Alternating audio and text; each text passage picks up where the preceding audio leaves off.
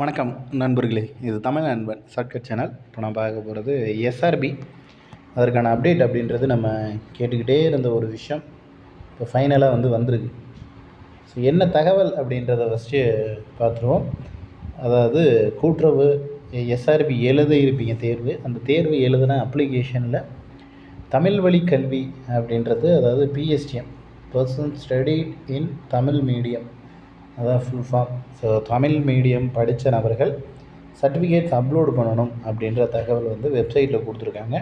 So இங்கே ஒரு அப்படியே ஸ்க்ரோல் பண்ணி போய்கிட்டே இருக்கு பாருங்கள். 1 முதல் 12ஆம் வகுப்பு வரையிலான பள்ளி கல்வி, கல்லூரி, கூட்டுறவு பட்டய பயிற்சி ஆகிய கல்வி தகுதிகளை முழுவதுமாக தமிழ் வழியில் பயின்றதற்கான சான்றிதழை 3/11/2025 மதியம் 12க்குள் நுழைவு வாயிலாக பதிவேற்றம் செய்யுமாறு மின்னஞ்சல் மூலம் கோரப்பட்டுள்ளது அப்படின்னு சொல்லிட்டு ஒரு டே ஸ்க்ரோல் ஆகி போய்கிட்டு இருக்குல்ல.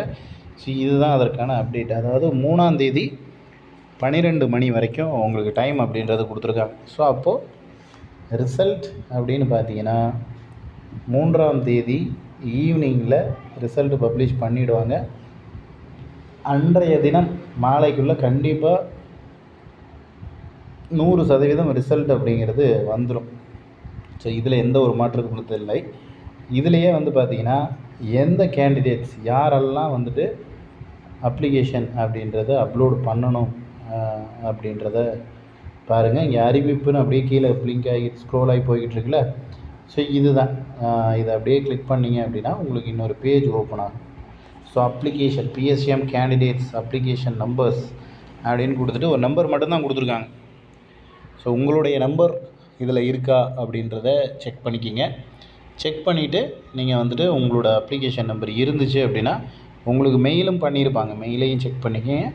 அதே போல் அவங்க சொன்ன மாதிரி 1ஆம் வகுப்பிலிருந்து 12ஆம் வகுப்பு பட்டய பயிற்சி கல்வி காலேஜ் எதுவும் படித்து அது தமிழ் வழி கல்வி இருக்குது அப்படின்னா அது எல்லாமே சேர்த்து நீங்கள் பிஎஸ்டிஎம் அப்படின்றத கொடுக்கணும்.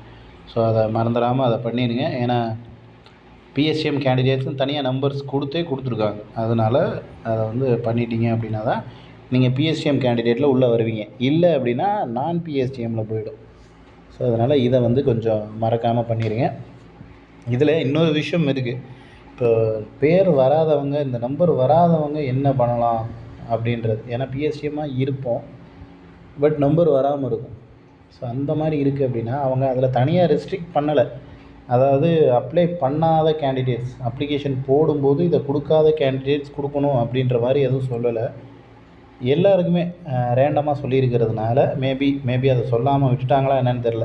சொல்லாமல் விட்டுட்டாங்க அப்படின்னா பயப்படவே தேவையில்லை. நீங்களும் அதுக்கு எலிஜிபிள் தான். தமிழ் வழி கல்வியில் நீங்கள் சரியான முறையில் அப்லோடு பண்ணிட்டீங்க.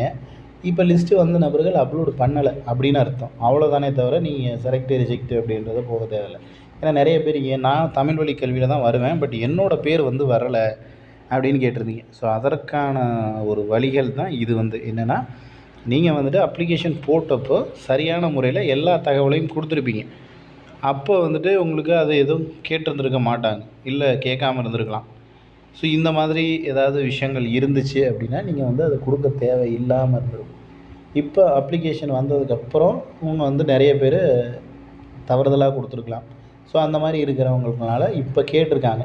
ஸோ கேட்டவங்க ஃபைனலாக அப்ளை பண்ணினா தான் நம்ம பிஎஸ்டிஎம்க்கு எலிஜிபிள் கேண்டிடேட்ஸாக ஆக முடியும். இல்லைன்னா இன்எலிஜிபிள் தான். ஸோ அதை பார்த்துக்குங்க.